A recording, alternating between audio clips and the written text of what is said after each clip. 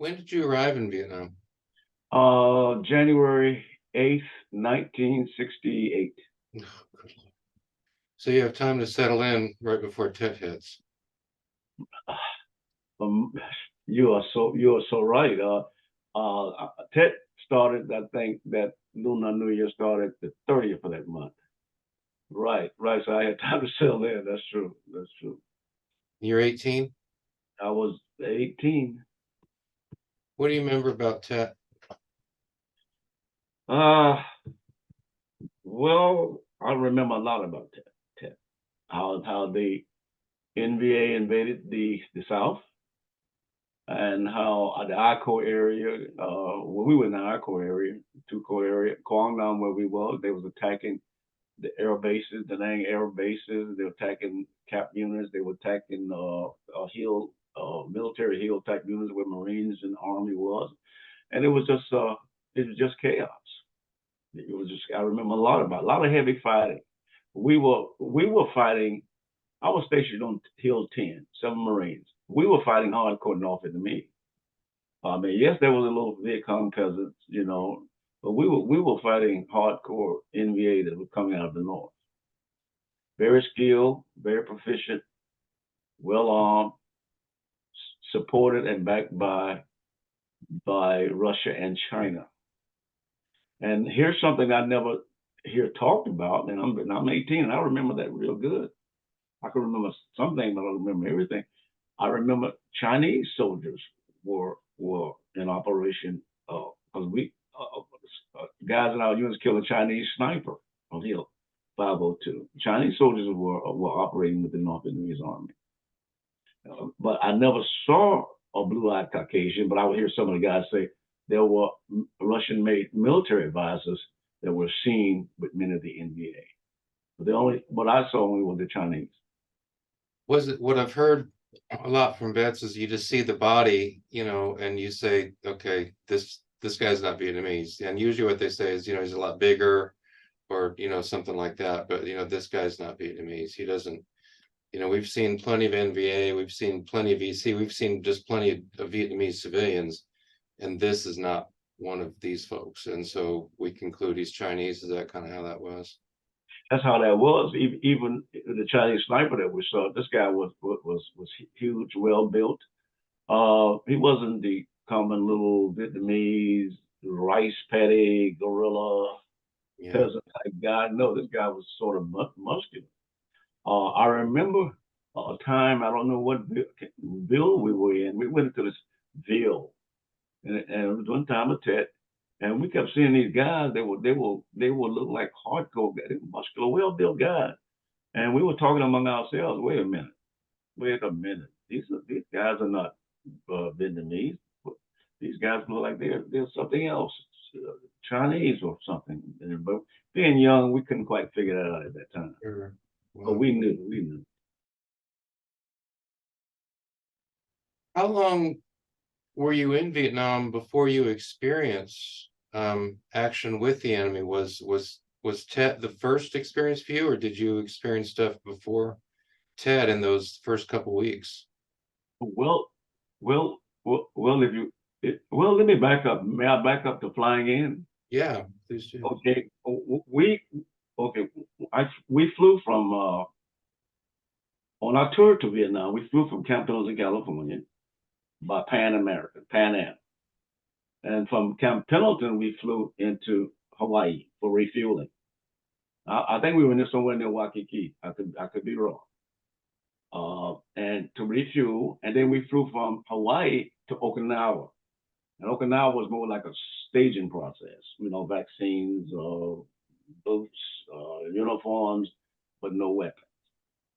Okay. Yeah. And from Okinawa, we flew into Vietnam, the Republic of. Mm. But anyway, when we were coming into Da Nang airport, all of a sudden, two fighter jets came up, one fighter jet on the left wing, one fighter jet on the right wing. These look like FO Phantoms. And you could see the helmet. And we was looking out the window there, why are these fighter jets on these wings? Then we heard the pilot come on the loudspeaker, Da Nang Air Base is being hit with rockets and mortars. When the planes lands, exit the plane and run to a bunker. And right then my whole mindset changed. Oh no, I'm in Vietnam. When the plane landed, when the escorts at first uh, brought us into a certain point of the Nang airport, they faded back out into the clouds.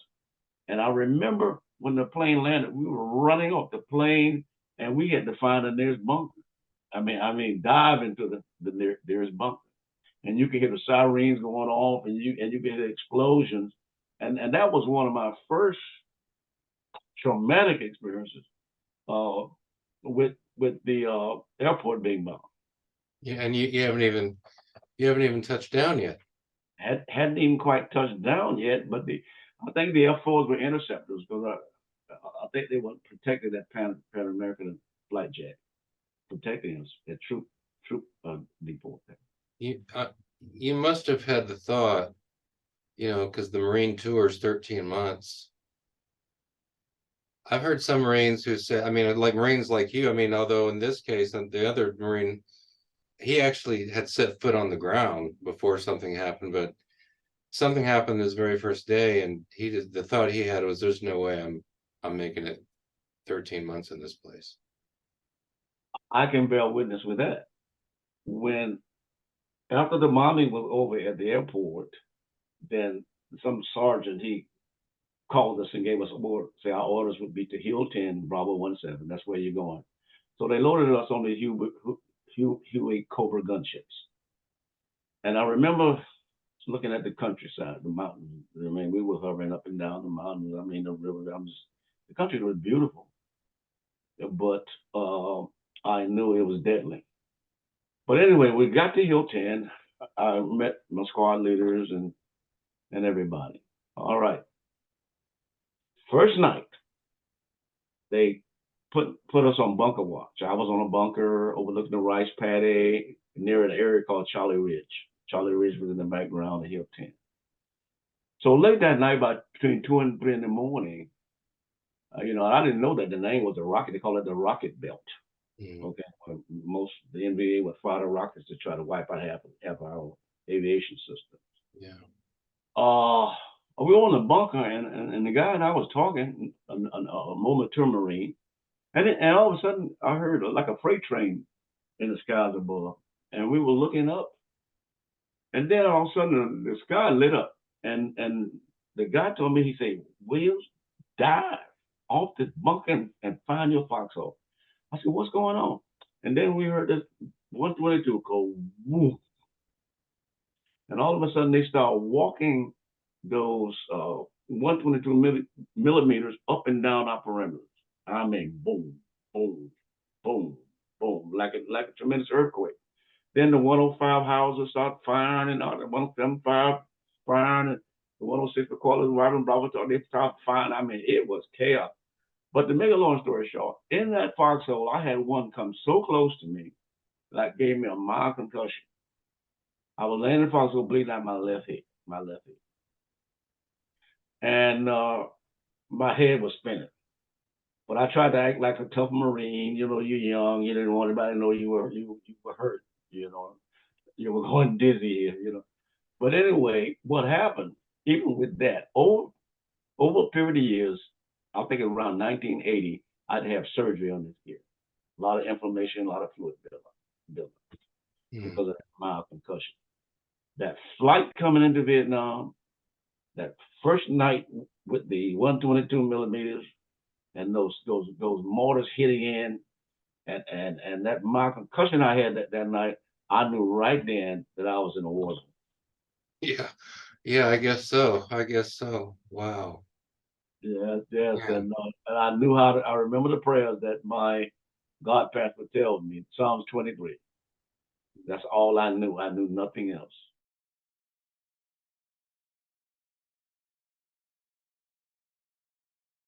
June 4th, 1968, Bravo 17 was participating in Operation Mamal Thrust. We were climbing a hill called Hill 1062.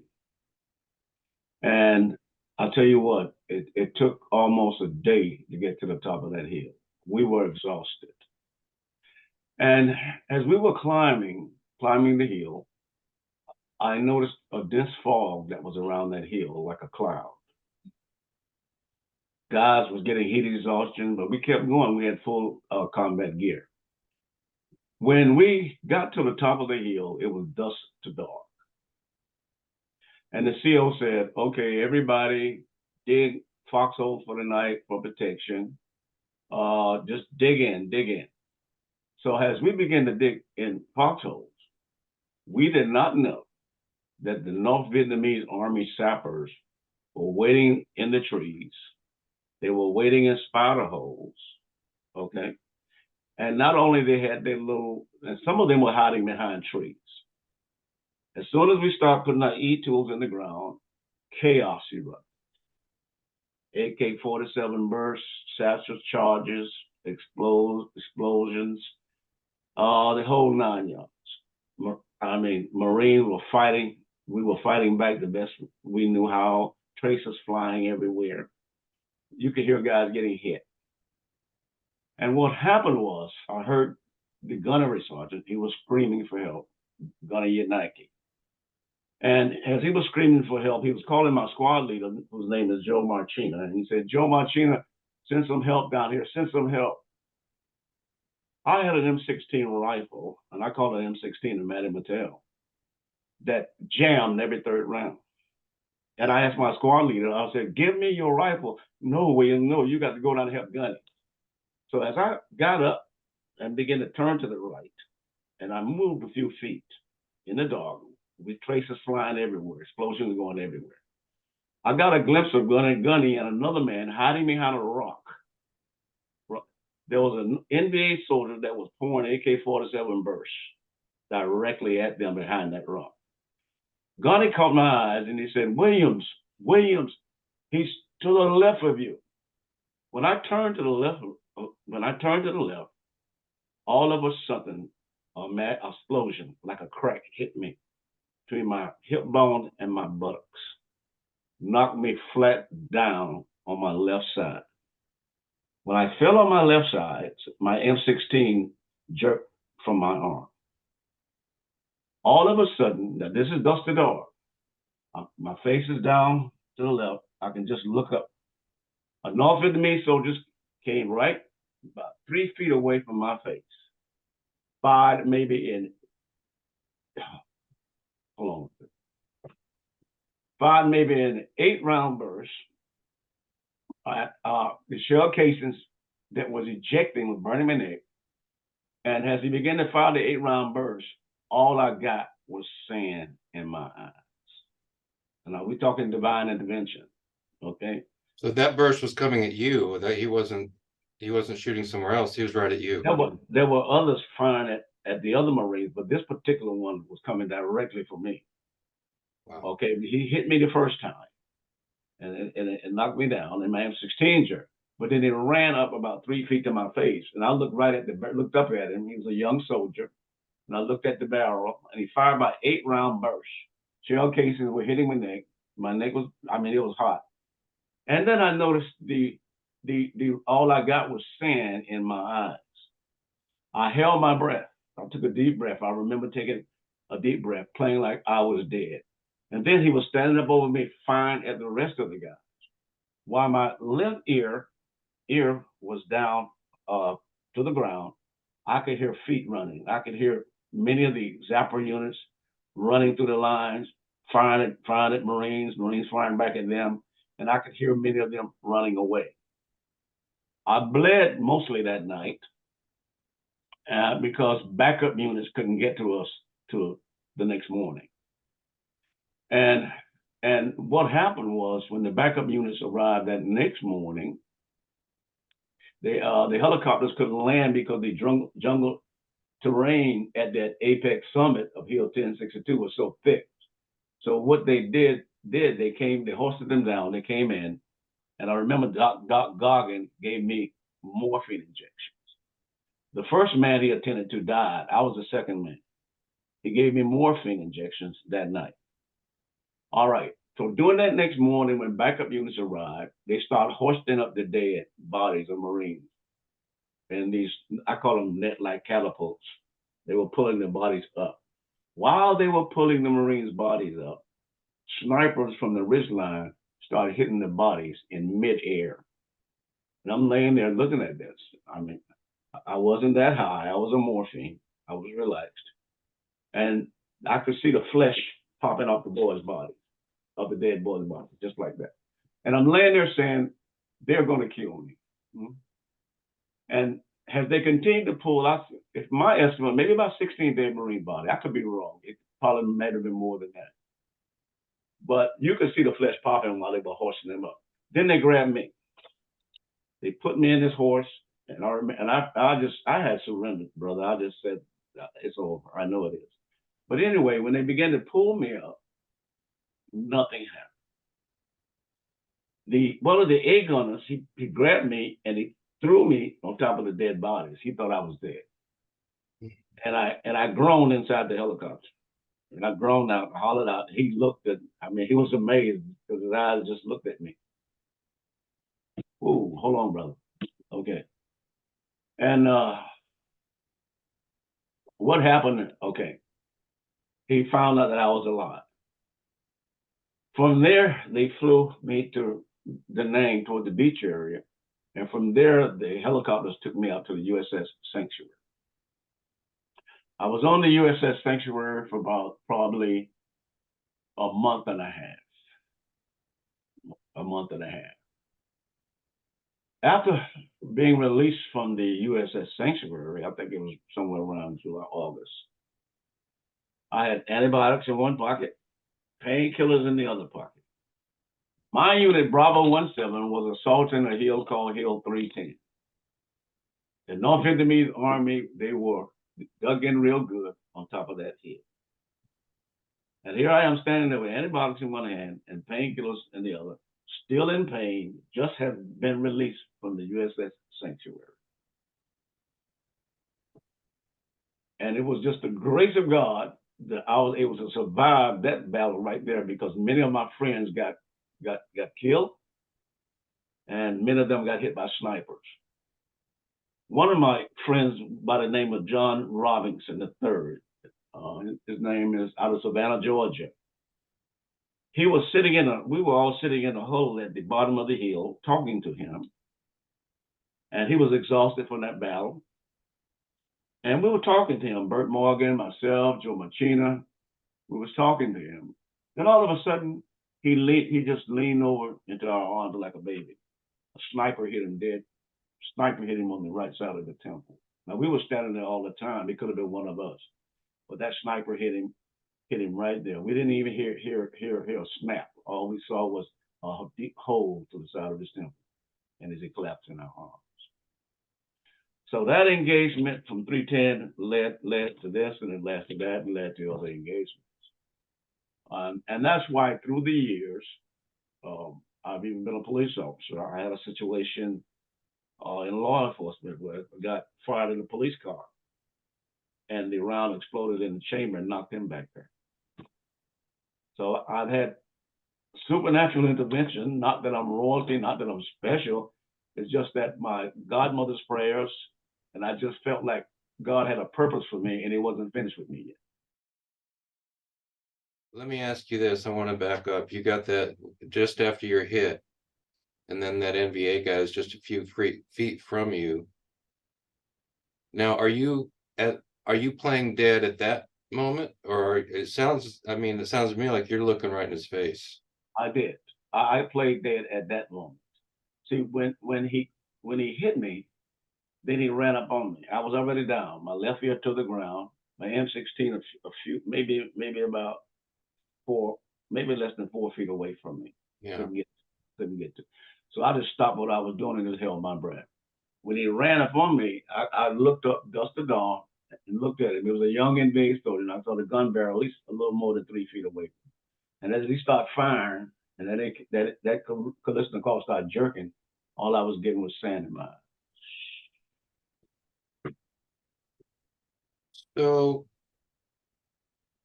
I think it would be a stupid question to ask you what were you thinking, because I'm pretty sure the answer is you're not thinking anything in those few seconds. But in your own mind, had you just concluded this is it? Sir, that's not a stupid question. That's a very positive, very significant question. In my own mind, I thought if that was it. Because what are the odds of a man standing over you with a Russian-made Kalashnikov, the most powerful assault rifle in the world, 7.62 millimeter, fired an 8-round burst, and he didn't hit you. And all I got was sand in my eyes from that. And even some of the other Marines that I talked to, they said they saw it happen. When James Winland, he was the artillery FO, he pinned down. He said, I saw him when he was standing up over me. I had others tell me the same thing. That it's amazing, man, that you're still alive. You said that your M16 was jamming. I've heard this so many times from Marines about their M16s jamming. This is a problem that you and the other Marines you're with are still dealing with in June of '68. The most basic tool you have, you can't even rely on it. That is 100% accurate, 100% right. Being a young man, I was 18 years old at the time. Wow. And I thought that my government would send me forth prepared with full combat gear and proficient gear that has been tested.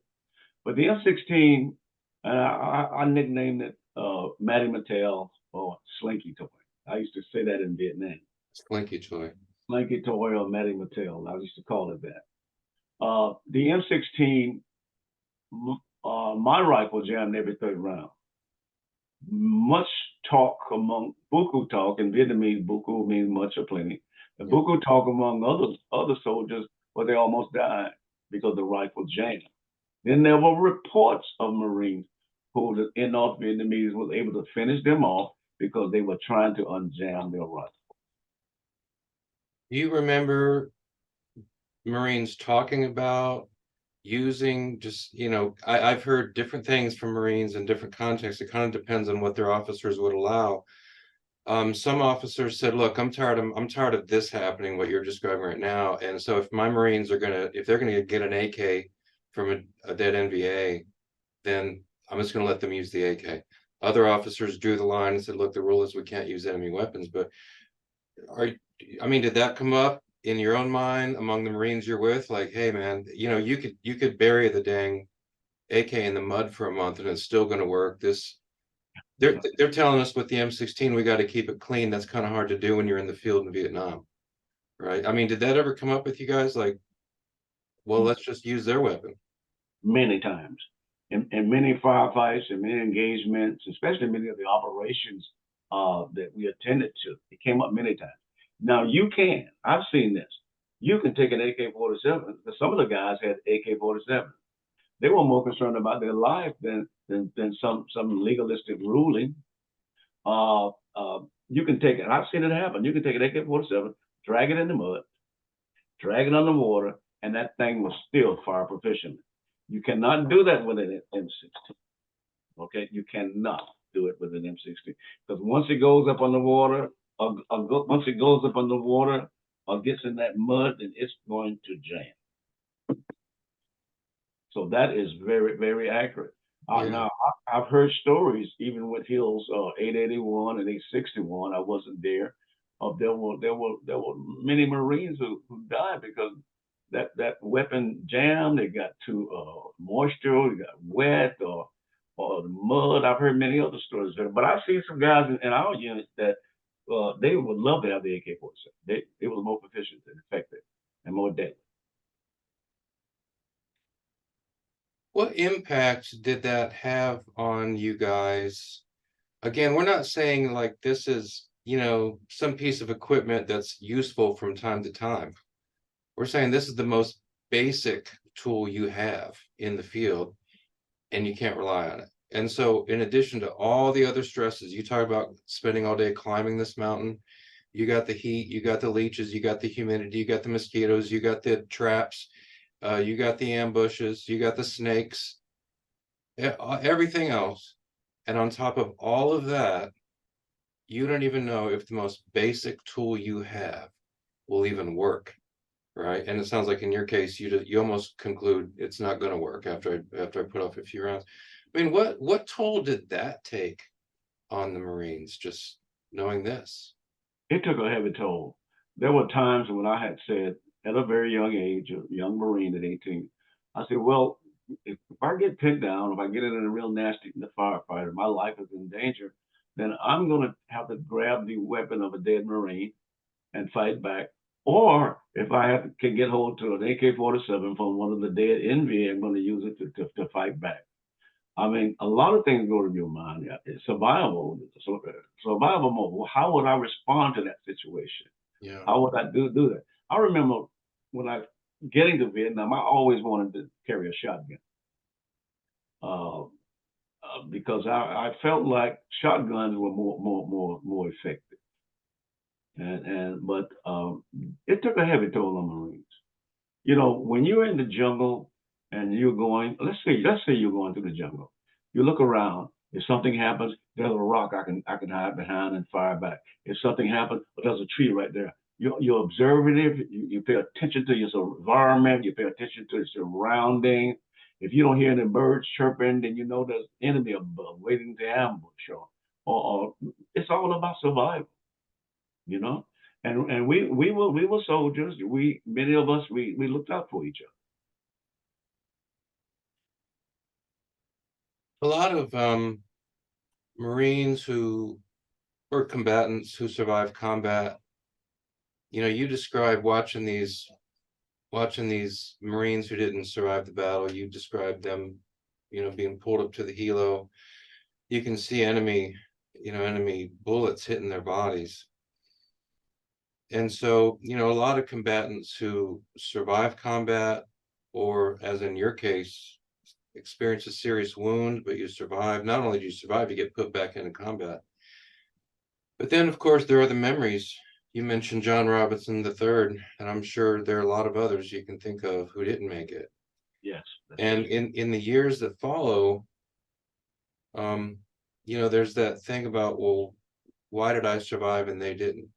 And for some combat vets, that becomes almost just something that dogs them and dogs them and dogs them. And now I don't know if that's the case for you, but it sounds like in your case, you've kind of turned that into, well, I shouldn't be alive. I am. Therefore, there's a reason. Therefore, I'm going to find out what that reason is and get busy acting on it. Now that's all my interpretation of what I've heard from you. Is that right? That's a powerful interpretation. Let's go back to my godparents again. My godparents were Christians, and they would instill Jesus Christ into me at a very young age. Okay. And even I would have to read the Bible. I would have to study the Bible. And by the way, I had a miniature Bible in Vietnam, and some of the guys know I had it, and an AK-47 creased it.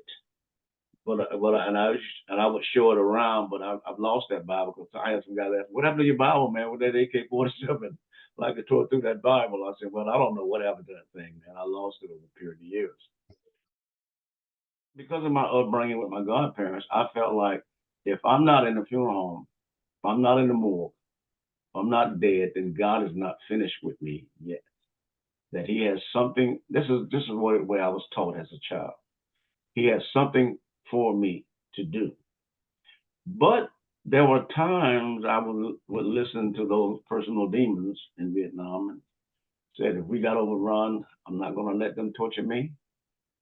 I'd rather just finish myself off, because I was young. And I would say that, and I hadn't made my mind up, because I've seen some guys slaughtered, tortured, and we saw one black guy one time.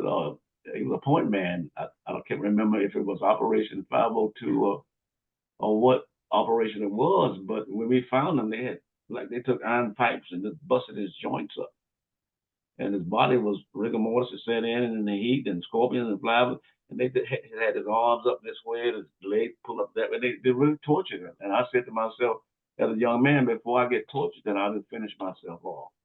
But when you get older, you say, the reason God kept me alive not because I was special. It was because somebody was praying for me. Somebody was interceding for me, crying out to God. And he's just a kid. Lord, don't let him die. And that God was not finished with me yet. Maybe he had something to do. And as I said it, when I mentioned the mission field, this is my way of reimbursement. God, let me give this back to you. You kept me from the Soviet 122 millimeter rockets hitting our base, from the mortars. You kept me from the firefights. You kept me from the fear of getting overrun. I just want to tell you, even at my age now, 74, I thank you so much. Yes, I question the fact, why do these other people die? Why did they have, why, I'm not royalty, I'm not special. But I'm learning as I get older about the power of prayer. I also understand man's inhumanity to man. Now that I've gotten in ministry, I understand that war is inhumane. It's not good. It's bad. It's terrible. In basic terminology, it's of the devil. Okay, why can't we all just get along and love each other's brothers? You know, now that I've gotten older. But I do know Ecclesiastes chapter 3, where the Lord says that's time for war. Even God said that. There's a time there's going to be war. But I've learned even through that prayer is the best protector. Prayer is the best provider. Father, help me to understand things I don't understand. Minister to my heart, minister to my mind. Show me where I'm going wrong. Show me where I'm in error. The Vietnamese people were fighting to defend their own country. Okay, they were fighting and they saw us as oppressors. They saw the French as oppressors. But I've learned that the Vietnamese people were formidable foes because they defeated Genghis Khan, the Mongols, France, and here we came with our military industrial complex, and man, but listen, that little rice paddy gorilla man, he had something we didn't have. He had devotion. He had more strategies. He was firm in his communistic beliefs and concepts. But if you talk to people like that, they'll say, "Well, what is wrong with you? You're not democratic." But that's not what I'm saying. I love America. I fought for America. America is my home. I'll fight for her again. But I think we have to look down and look at the other fellow's reason for why he's what he is. So, what was your perspective? It sounds like you're dealing with the VC a little bit, but mostly the NBA. What was your perspective of them as an adversary? well, I felt that they were formidable foes. I felt like they were loyal to communism. They were loyal to their leadership. They were loyal to their belief system. And they were just firm in their military concepts. And that's one of the things why I believe that helped them fight America. And I believe, and I could be wrong, but my thoughts are America, because of her prosperity, because of our military industrial complex, we just look at these little people as little rice paddy gorillas, and we just figure, well, we can take them down in a few days. But it wasn't like that. And when I look at the NBA, even with China, they took on China for about a week and almost beat China now because of their loyalty, their devotion, their commitment. What I'm hearing you say is what they lacked in military power relative to the U.S., they made up for with heart. Yeah, made up for with heart. Yes. Have you had any troubles related to Agent Orange? Yes, I've had cancer. I've had cancer. Yes, I've had cancer. I've had. It's amazing you said that. I had a laminectomy. The doctor, when she went into cut my back, or when went into my bones, she said she kept seeing this black. She was a medic from Iraq, and she kept saying in America, you see this black fluid in your bones, and I had scraped a lot of that off from your vertebrae going down to your spine. She said, "What is that black fluid?" I said, "Well, you tell me, you're the daughter. This probably Agent Orange." you know. Wow. She said, "Oh, okay." I said, "Because it was heavy in the I core, Kwanglam area where we were." So I've had a lot of things happen. I mean, including in my left eye. Jogging around on my feet. Still putting that lotion there, and I still my nerves are bothering me from that injury. That my nerves activate back here, down my leg, shoot across, burn. But I, my stance is just get on my knees. God help me. I'm trying to remember. Was it around May? I remember we were coming out of the mountains, and I can't remember where we were, but it was a Bott of Waterfall. But I remember coming out of the mountains, the CO told us, don't drink the water because the water is stagnant. And if it's stagnant, it may have parasites. Guys was getting heat exhaustion. I mean, oh man, it was hot. So another guy and myself, I said, I can't. I said, I can't take it, man. I said, because I'm about to fall out. The other guy's about to fall out. So we took our water canteens and put it in the stagnant water. The water wasn't flowing. Threw a couple of halazone tablets inside that, and drunk it. It wasn't 15 minutes later. Oh, hold on a second. Now that one really hit me too. It wasn't 15 minutes later. I started going into convulsions, and the guy behind me passed out, and which is what amoebic dysentery, bleeding from the bugs. Okay. And then I sort of collapsed on my knees. So they held up the whole unit. I don't know how many men we had at the time. It's been a while. And they held up the unit, and they called Huey to come in, and they took us out toward the beach area. When they took us out toward the beach, I remember laying in the bed with IV. And I don't know what happened to my Marine friend. As soon as they had lifted myself out, my unit walked near the waterfall, and from my hearing, walked into a U-shaped or L-shaped ambush. North Vietnamese Army were hitting them with 50 cal, AK-47 bursts. It was chaos. I remember a black guy named Lonnie Gay. He was killed in that. Mouse. He was killed in that. I remember those from being in 3rd Platoon. I remember them on Hill 10 from 3rd Platoon. Lonnie Gay, Mouse, Mouse, PAR or Park, something like that. But anyway, all those guys got killed. But I remember they were bringing Marines into the little medevac area we was in, and they said, "Williams, you got out just in time." So when you all hella lifted out, we walked into a terrible ambush.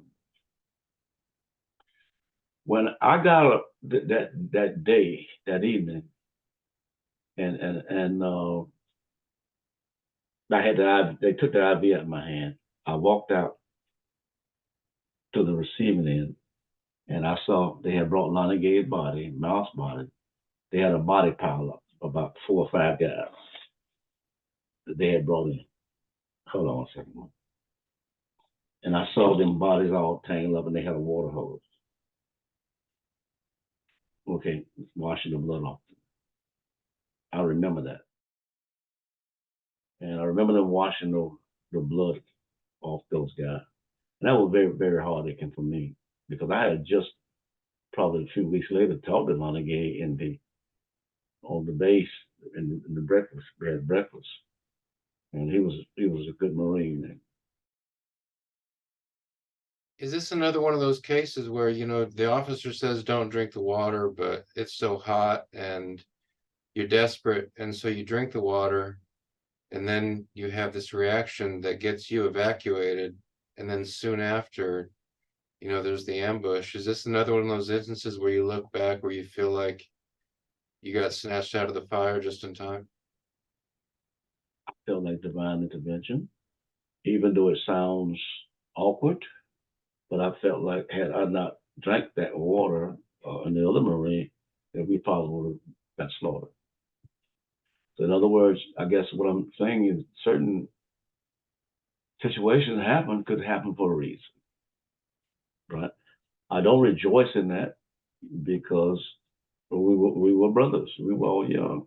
But I do remember that real good when I drunk that water. But don't have its own tablets in it. And I was diagnosed with amoebic dysentery. And I was bleeding from my butt. How long did that knock you out of how long did that take you out of the field?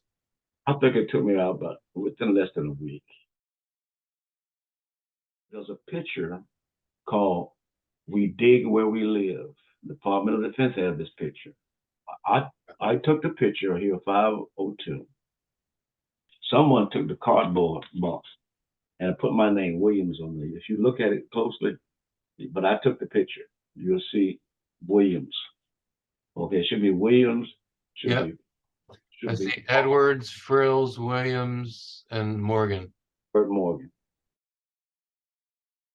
So I often talk to, combat vets and think about all the things that they are carrying out in the field, the water, the ammunition, the weapons. And carrying these 60, 70 pounds of stuff, in this heat and humidity. And then the war's over and the years go by and, combat vets are still carrying stuff. Well, still carrying those memories um, and then the way vets deal with that, it differs. Different vets carry these memories in different ways. How do you carry these memories? What's your relationship with these memories as the years have gone by? At first, it was very, very hard for me. Uh, I remember I used to say a prayer in Vietnam. God, you get me out of Vietnam, I'll do your will. I'll do your purpose, whatever you want me to do. But when I got out of Vietnam, I was young. I got wild. I was so glad to be out of Vietnam, so happy. I started drinking and so forth. I didn't do drugs, but I was drinking real heavy. And one, there were about two outlets that I had to keep my mind off Vietnam. That was drinking and women. Okay, and they really wasn't good outlets, you know. And I used to all come under the conviction so much because I thought about how my godparents were raising me up and how I'm supposed to live right, and pray and live right for Jesus Christ.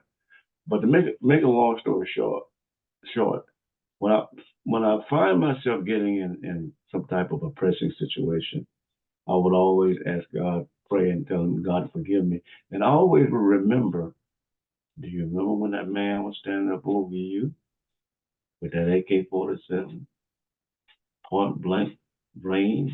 God did not let you die. Why are you acting like this? So this is the kind of inner voice that I would hear. And then I got to be a police officer about 2 years. And that was just as heartbreaking. No more loading the bodies and but I would always have an inner voice that would say, that's not God's word. That's not the way you were taught. No, that is wrong. And I would just come under conviction. I guess coming under conviction helped me a whole lot because it made me shift. It made me change. I hated the Vietnamese people because I saw them do some ruthless things. I've gotten older. I realized that I can't say that I'm a believer and I hate them, you know. So my outlet was conviction, reading the Bible, um, saying my prayers, and it helped me a whole lot. I did not get on. Some of the Marines got on drugs, okay, and some of them just became alcoholics. Some of them committed suicide. I mean, those especially around the 70s, so many guys that was just taking themselves out. But I didn't. I will always remember what my godparents say to me. there's there's a God, right? He loves you. He loves you, and His Son name is Jesus, and you're still alive when that man standing above you because He's not finished with you. So what I'm hearing you say is, you're using this word conviction, and it sounds like that conviction is very much linked to these memories in Vietnam. Like, you survived Vietnam, those Marines close to you did not. So why are you acting the fool right now? Yeah, that's it. That's it. That's it. And because God is not finished with you yet, God kept you alive because somebody was praying, somebody was interceding for you, because God has a plan for you. And that's the mind mentality that I've had, how I've made it this far. Suppose that for some reason you were going to lose all of your memories of Vietnam, I'll just set up this scenario that tomorrow all of your memories of Vietnam are going to be gone except for one. You get to keep one. What memory do you think from your time in Vietnam you would keep? It was 1062 when the North Vietnamese Army sapper wounded me and he ran up and stood over me and aimed a Russian made Kalashnikov point blank at my face, cracked off, and all the other Marines that were hiding saw it. The other Marines that were hiding saw it. They were witnessing that, and all I got was sand in my eyes. And after that morning, pulling up the dead bodies, and the sniper was hitting the bodies, and I'm still alive. That does not go away. And if I find myself leaning off into a wrong area, that always comes back to realign me. Remember what God did for you. Let me ask you now. So let's put you in front of a group of Vietnam vets. And, I mean, you know what they're experiencing. Your belief is that you survived what you just described. You had other incidents. You got, your first night on the hill, bombardment hits really close to you. You get a concussion. You're on a hospital ship for more than a month. You go back into battle. Plenty of opportunities not to make it, including this one point blank situation. You ask yourself, why did I get through all that? How did I get through all that? And your answer is because I have some mission. I've got a mission and I need to act on that mission. So let's put that mission to work. Let's put you in front of some Vietnam vets. Right. So what would you say to them? Brother, I was amazed a few months ago. I went to about 3 months ago. I went to the Veterans Administration in Jacksonville, Florida, because I was born and raised there, but I live in Georgia now. And when I walked in, I had my Purple Heart hat on, and a lot of guys were there, ex-Army, Special Forces, a lot of Marines. And I had these two men say, "Hey, sir, can I ask you a question?" I said, "Yeah." Say, "What year you was in Vietnam?" I said, 68, tell the Vincent. The guy said, "Well, you must be an angel, man, because there wasn't nothing but body bags during 68. And I couldn't believe he said that. He said, "You must be an angel from God, man." He said, "Because there was body bags in 1968. He said, "I know, I barely made it." He said, "My whole classroom in high school was wiped out in Vietnam during the terror fest." Things like that, brother, it just stirs my faith. How many times that I've even with ministry groups, the word gets out that he's a Vietnam vet, you ought to hear his testimony. And some of the guys will come with me, "How do you do it, man? What can you tell me, man? I'm having problems with my marriage, man. I'm very violent. I got insomnia. I can't sleep at night. I'm seeing these ghosts, these demons, NBA soldiers, man. What can you tell me, man?" I drank, I'm on drugs. What can you tell me, man? And I said, man, how can we talk? I said, when is the final time that you and I could talk, man? And I could share with you how God pulled me out. And I say, I'm not perfect, man. I said, I'm not perfect, but I'm just a man who I believe that God has his hand on. And then I'll give you my number. I've seen that more than one time. I've seen wives have asked the question, can your husband talk to my husband? Because he's a Vietnam vet, and my husband just don't understand that he's very abusive. Let me tell you something, brother. Here's what gets a lot of Marines. I'm going to tell you something personal. My eyes are watering because that means that you understand, but I'm strong. How did I go in the Marine Corps? I wasn't supposed to go in the Marine Corps. I wanted to go into the Army and go airborne. I came home one day, and my stepdad had knocked my mother down on the floor. And when he had knocked her down on the floor with his fist, I picked him up and worked him over real good. He went and got a 44 Magnum. He's gonna shoot me in the back. And so my mother told me to leave. Just leave. Just go ahead and leave. I went downtown to the post office in Jacksonville, Florida. I went to the Army. They had a sign that says "Out to lunch," because I was gonna go Army and go airborne. And then two Marines were standing down in the hallway, say, "Son, you don't want to do that. Don't you want to be a United States Marine? Come here, son. Why are your eyes red, son?" I said, "Well, I told him about me and my stepdad. I mean, you attacked my mother." He said, "Okay, parental consent. Will they sign for you to go in the Marine Corps? Well, you'll see the world. You'll travel. We get all these benefits. They just bad indoctrinated me right in, right? So that's how I wind up going into the Marines. They did not tell me they're going to send me to Vietnam. When I give that story to a lot of men who came out of abusive homes, now I've had grown men say, "Man, I came out of the same situation. I can connect with that, man. I can relate to you, man. My daddy put me out, man, and he was abusing my mother, Or I might relate to a guy. Why you ain't on drugs like the rest of the guys, man? I said, man, I've learned, man. Jesus Christ, but my Bible, God helped me with that situation. I learned how to pray and I learned how to cry out to Him. This is real. This is something that I've learned that from a child, but I wouldn't listen fully at the time. That I've gotten old, I understand.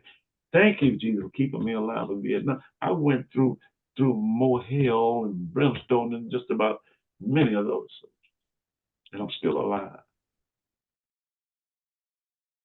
How did all that change you? So you arrive in early January '68, just in time for Tet.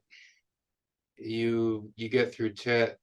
First night on the hill, bombarded, concussion, blood Mhm. coming out of your left ear. Seriously wounded in June, more than a month on the hospital ship, back into battle. Mhm. And then you get out, I'm guessing February '69, something like that. You do your That, 32 that's months. correct. Well, when I got out, it was right at the time when the 101st was getting ready to go up Hamburger Hill. Yeah. Okay. Yes. How did all that change you? How was the 19-year-old who left Vietnam different from the 18-year-old who arrived? In all honesty, the 19-year-old began to appreciate America more. And what I mean by appreciate America, our freedom of speech, our freedom of religion, uh, our economic, our economic power, as long as it's used positively and not negatively. It began to call me to understand that a bar of soap meant a whole lot. When in Vietnam, many of those people didn't have a bar of soap. Mm. It caused me to begin to think about a lot of things and about renewal of even myself and appreciate what things we took for granted uh, in America, that those people, it was a blessing to them. I guess that's what I'm trying to say. Mhm.